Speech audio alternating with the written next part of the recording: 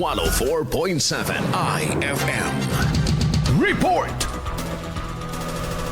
Isinagawa kahapon ang groundbreaking ceremony ng itatayong Pangasinan Tourist Rest Area sa Beachfront Provincial Capital Complex, Lingayen, Pangasinan. Pinangunahan ang naturang seremonya ni Department of Tourism Secretary Cristina Garcia Frasco. Ayon kay DOT Secretary Cristina Garcia Frasco, isa lamang ito sa marami pang tourist rest area na kanilang ilulunsad upang masuportahan hindi lamang ang turismo, kung hindi ang kabuhayan ng mga nasa sektor ng turismo. The Tourist Rest Area project aims to provide convenience to our tourists.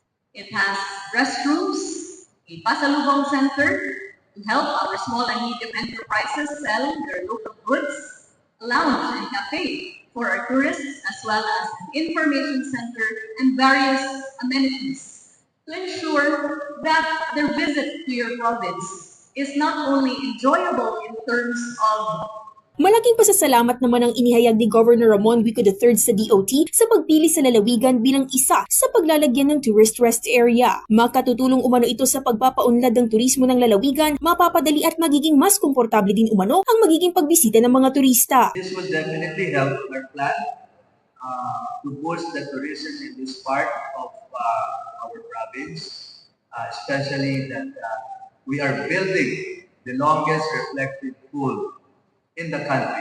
Una nang inilunsad ang tourist rest area sa Rehiyon 1 na matatagpuan sa Pugudpod, Ilocos Norte. Kasama mo na rito sa IFM Dagupan, ito si Idol Joanna De Vera, Tatak IFM.